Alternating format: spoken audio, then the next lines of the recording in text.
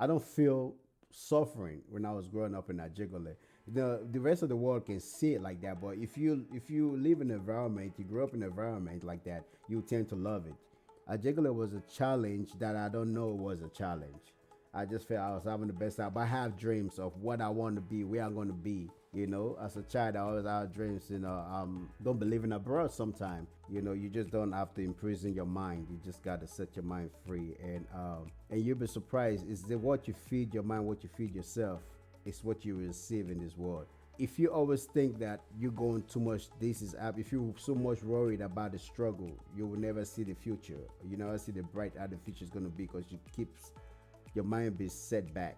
Like, then the next step comes around, you'll be scared to take it when the opportunity arises because you don't know uncles that that been here before you got here. It's basically as soon as you got here, they put this fear in your mind, deportation. If you did something wrong, you're going to get rid of you, you're going to do this. Yes, that's true. But if you know what you are here for, if you know what you need to do, then all they just need to do, just show me the way and direct me there. I don't need nobody to put a fear in my mind about the police. This is my destiny. I came here for a reason. I came here to better my life. This can lead to that. I really didn't take so much of that fear that in abroad that you should be. I just be myself, act myself, and go about my business. Choose my friends wisely. So don't let anybody fear you. Don't let them, I'm sorry, let anybody scare you. Or don't let anybody tell you you can't make it or you can't be nobody, So where they're like, oh my God, this guy is going to get deported, blah, blah, blah. Be careful. Especially more recently in the Trump era. That's most of the fear they put on you if you're a newcomer. You might not have your quality and everything. Don't be afraid. Just blend in. That's all you have to do is blend in, be yourself. You know what I'm saying? You don't have to tell nobody your business. They can say you got an accent. So what? I got an accent. But I am still black. I'm African, period. In a lot of other countries, even in Europe, it'd be tough to do that. Yeah.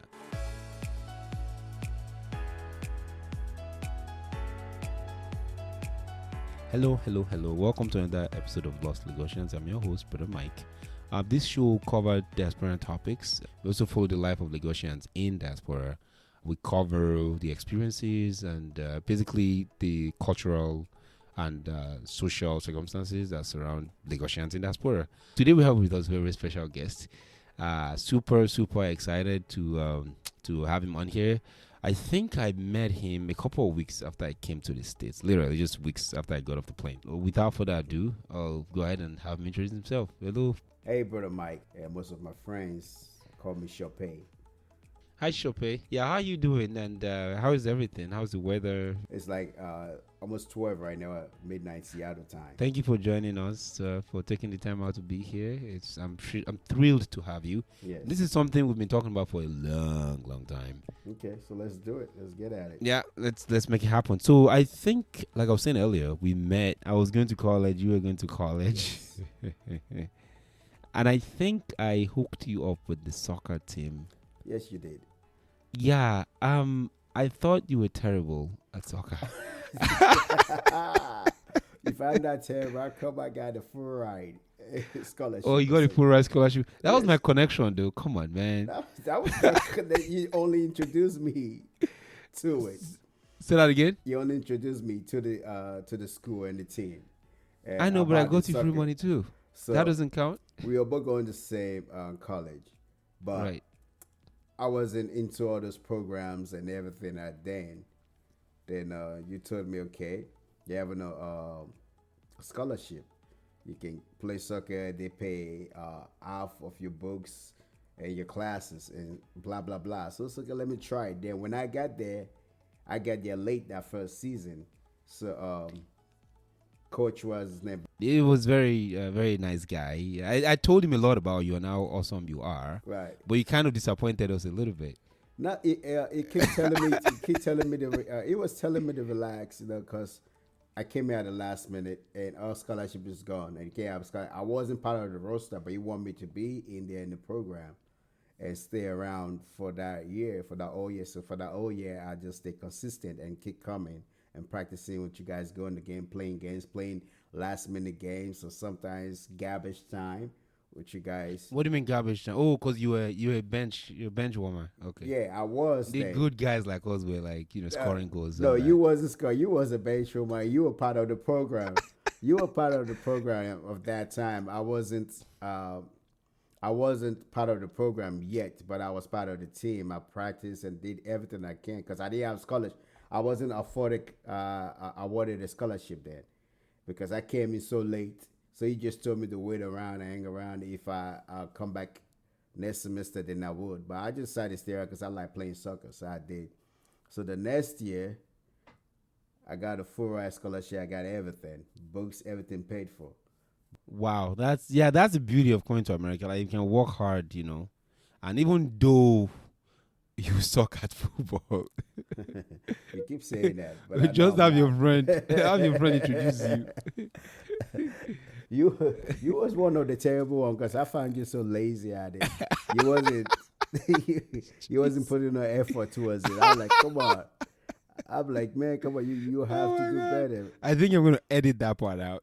You're not gonna have to edit that part. You have to keep that part. Because I was one even pushing you, like, okay, you have to do Really, it. you're Come on. pushing me by putting to the program. Yeah, you How were do you just, put and you were just saying, I'm just here just to get my scholarship and let them pay my books. You wasn't even into it, but I was because I enjoyed it. I've been playing soccer all my life, so soccer was, it was a very motivated time for me. No, understood. So speaking of soccer and playing soccer for a long time in your life, I mean, do you mind taking us back a little bit?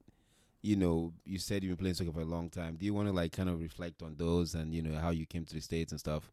Right. When I was 3 years old in Nigeria, I always remember just kicking the ball, running around in the neighborhood, just playing soccer all by myself. So my coming to the States was a blessing to me. My aunt, she works for the Nigerian diplomatic. There used to be Ministry of Affairs back there. I don't know what they're Minister of called External now. Affairs.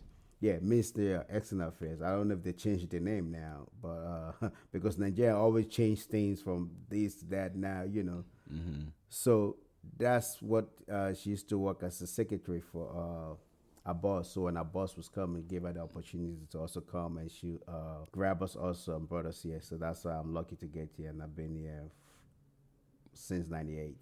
Wow. Yeah. No. Definitely. That's a good opportunity for you to be here. What part of Lagos do you grow up? I grew up in Ajegunle. Oh wow. So AJ. Okay. yeah, I'm a Ajegunle boy. Okay. And Ajegunle too is very rough. Ajegunle, I think Mushi might be better than Ajegunle. Oh really? Ajegunle is the worst part of Lagos. Lagos. Wow. It's right there in the gutter by the swamp. So when it rains, I remember back in the days when it rains, the whole place get flooded. The water in the house, the zinc, we have zinc roof is leaking and everything, and we live in one room. It's room, and you share bathrooms with your neighbors. We live in a compound, so it's just one room. Oh, that's the face my face you. No, not face to face you. Just like we have in the compound that I live, house we don't have that. It's just like a straight line. It's like a compound. We have our well in there. Then we have our latrines and we have bathrooms, and pretty much that's it. Latrines what they call toilet now. So we have a latrine and all that stuff, and you have your kitchen in front of your house. So it's only one bedroom, no living room, nothing. About 5 of us in there. We sleep on the floor. Mm-hmm. I used to sleep on. Wow. I used to be since I was a kid. I used to just sleep on this little couch that we have. It's not a full couch. This metal couch we have in Nigeria. So it's about, I could say it's about 4 feet long, and that's the couch in the house and the table. And hey, then we don't even look at it as something bad. It was alive living in Ajegunle. Ajegunle was fun to me when I was growing up. It was a lot. It was now what I was saying, I don't feel suffering when I was growing up in Ajegunle. The rest of the world can see it like that, but if you live in an environment, you grow up in an environment like that, you tend to love it.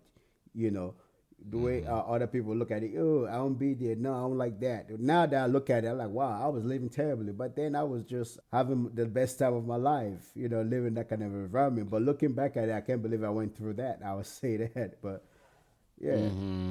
Mm-hmm. And that's something that you get out of, Yes. when you're in it. you like you don't really know what's going on until you went out. You're like, oh my god, I You went through don't that. see it. You You know. don't see it. You don't. Yeah, didn't feel the suffering part of it because you growing up, your mom and your pops are gone. You were just a kid. The neighbor was there. You run. All you got to do is run. If you're hungry, go to the cupboard. You know what to eat. Grab your food. It's like the village washed you, but it was a tough life because you have to basically go through the ups and downs of Ajegunle. You have to sometimes you have to Mm-hmm. fight with other kids. you know, it's just what it is. But it's the beauty within it. Like it's just the beauty within it. Like other families feed you. You can eat, walk into people's houses and stuff like that before 2 o'clock in the morning. Sometimes wake you up. There's the wake up, wake up. They're rubbing the next door out there, something like that. The next one's getting rubbed. Don't say nothing, be quiet. Praying that they don't come to your compound. Yeah, that type of life. And I have to go to school the next morning. That same morning, yeah, that same morning. There's a movie on Netflix. I think it's called Mm-hmm. Seven by RMD. Really, I don't know if that paints Ajegunle in the best light or it's kind of a Nollywood version of Ajegunle. I don't know if you've seen that movie or not. But what are your thoughts about that? Does that Oh, really that represent Ajegunle? it kind of paints on the Hollywood of Ajegunle. Uh, Or it paints the Nollywood of Ajegunle, the the Hollywood of Hollywood Ajegunle. of Okay. it, or the Nollywood, like they call it in Nigeria. But it also brings us some characteristic about Ajegunle. What they are saying is the truth, but it make it look like is that but Ajegunle is tough in its own ways, but people survive it, and people live through it. It's not that if you live outside Ajegunle, or if you live a comfortable life, for you to come move back to Ajegunle, it's gonna be uncomfortable for you. But we all human beings. Doesn't matter. No matter what circumstances you find yourself, you will survive it. Ajegunle was a Mm. challenge that I don't know was a challenge. I just felt I was having the best time. But I have dreams of what I want to be, where I'm going to be. As a child, I always had dreams. Don't believe in abroad sometimes. It's just sometimes opportunities in your mind that you foresee things that you want to do or what you want to be. Either if I'm going to be here or I'm not going to be here. But at that particular time, I don't see the struggle. I didn't even understand the struggle my parents were going through because I know Mm-hmm. we still have something to eat and we are good. Mm-hmm. Yeah. So if there's a kid right there on an iPhone or on a Techno, I think that's what it is in Nigeria. Mm-hmm. There's a kid in Nigeria now with a Techno and iPhone. What would you say to them if they're listening to this podcast? I mean, what would you tell the kid, given that you are from Ajegunle? I mean, because one of the things we try to do is like, kind of give people hope here. So, I mean, It's like the hope that I give kids that growing up in that jiggle like I did is that it's you just gotta just see the brighter side of things. You just don't have to imprison your mind. You just gotta set your mind free, and you'll be surprised. Is that what you feed your mind, what you feed yourself, is what you receive in this world. So if you always think that you're going too much, this is up. If you're so much worried about the struggle, you will never see the future. You never see the bright how the future is going to be because you keep your mind be set back. Like then the next step comes around, you'll be scared to take it when the opportunity arises because you don't know. Okay, if I spend this little dollar now, I'm going to lose. You know that dollar. I might not get it. I might not get it. But if you open your mind and just live freely, you'll make it out. even this little naira, no Yeah, dollars. yeah, this little naira. But one thing. Okay, one thing I have to say is that in Ajegunle, when we live in Ajegunle, we just know one thing: school. That's all Mm. we all have to do. We had to go to school. I remember when I was growing up, they have little schools around the neighborhood. Like this one big brother, everybody call him brother in the neighborhood, teaching everybody how to do the ABCD 1, 2, 3 and everything. And if you don't know it, that get They'll that spank sugar you. cane. Yes. Yeah. Whooped you on the side of the street. We had to do that before I even start going to school. So that's Wow. that's growing up. That's like what they call it, kindergarten time. And most of us are afraid to join it. But I was so curious. I want to when I was leader, I was so curious. I wanted to join those classes and take those, you know, The the lessons, lessons the that they were lessons, yeah. given. Because if you don't take them, they'll spank you, and they have to read. I remember one I did too. I grew up in Fade myself, so but there's one that one guy like that. The guy is so mean, you know. But you have to read like when you get to the lesson, you have to do times table. And you have to do 1 to 12. Right. So it's like 1 times 1, 2, 2 times 2, 5. You know, sorry, I kind of messed that up, but you have to do times table. So what the guy does is, when I think I knew like up to 5 times. 5 was, I think, kind of easy for me. Right. But anything after 5, I didn't know it. So I'll be mumbling was like 5, 6 times 1, 6 times 2. Oh, then the guy will come and start listening. Yeah, they came closer. Listen to what you're saying. Yeah, I know. Oh my God. And you remember that's like the most nervous and they'll have their cane in their hand too. Yes. I mean, the guy, there's no warning, nothing. You on your back. You're like, oh my God. So I can understand how people were afraid to be going to that lesson, or a kid in Ajegunle. Right. You know, will be kind of afraid to go to that lesson. You know? But those were kind of fun times. How would some of those lessons have helped you in the States? Maybe being here, you know, for some time now. How would those lessons from Ajegunle, how did those help you, I guess? Like, if you had to pick 1 or 2 things. Like when I first moved to the state, when I first came to the state, is all people, like the older folks, the elders of Nigerians, like you be in these Nigerian communities, your aunts and the uncles that you know that been here before you got here. You know, it's basically as soon as you got here, they put this fear in your mind, deportation. You know, if you did something wrong, you're gonna get rid of you, you're gonna do it. This, yes, that's true. But if you know what you're here for, if you know what you need to do, then you know all they just need to do, just show me the way and direct me there. I don't need nobody to put a fear in my mind about the police, about anything. Nigerians will do that to you because they're always afraid that if you did something wrong, yes, things can go wrong, but you should know what you're here for. You should know, okay, this is my destiny. I came here for a reason. I came here to better my life. So if you know you've been around people and you see what they're doing, if you don't like it, then you stay away from it when you see what they're doing, because you know this can lead to that. I really didn't take so much of that fear that in abroad that you should be. I just be myself, at myself, and go about my business. Choose my friends wisely. But but trust me, when I first came to the state, I was looking for that community that we have in Nigeria. You know, because I was especially in Ajegunle. Yes, imagine. Right. And I also grow a little bit too in the Brodda area and then Ajegunle, Yanakpaja area. Yes. So when I came over here, I was looking for that structure that I want to go out and play. I want to go, I want to go hang out. I was missing that part of it when I came to the state. I don't have that kind of friendships, that kind of things like that. So I have to go get it. And most Nigerians then you meet, they're older than me. You know, when I was running today, they're older than, and their kids are American kids. When I first moved there, not that I'm saying that I couldn't find a Nigerian kid or African kid that just came just like me, that already know what's going on in Nigeria, and everything. So we're like my guy man now, we all be talking, that's my party, all that kind of stuff. So I have to start looking for friends in schools and at a job. I make some kind of friends, but we are not that connected. Because in America, as soon as you're done with your job, everybody's going home and everything. In New York, because that's how New York was, it's very hard to really establish friendship.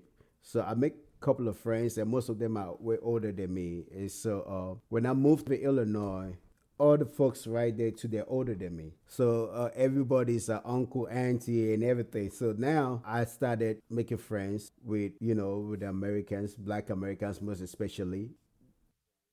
Yeah, because you came here, you were quite young, and you're used to that community or that communal.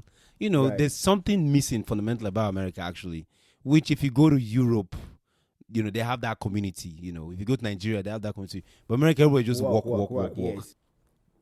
Yeah. Nobody has time, and that's what nobody you're saying. has time for anybody here in America. So, so like that bondness of known people know, okay, this is gonna get my back. We're gonna show me things. We're gonna make me make that move to, Show you around.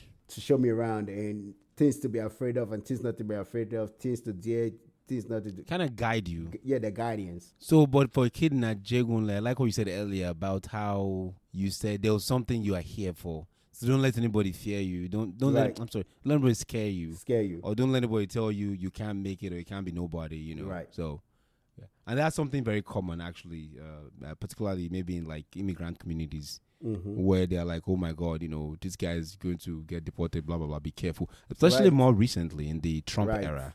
Right. That's most of the fear they put on you if you're a newcomer. Like, I think when I first met you, I gave you all the advice, like, I know you did. I told you exactly the same thing. I said, don't be afraid. You might not have your quality and everything. Don't be afraid. Just blend in. That's all you have to do is blend in, be yourself. You know what I'm saying? You don't have to tell nobody your business because it's yours. That's one thing I learned with my American friends. But you don't have to give them information that they need of you. All you got to do is be yourself.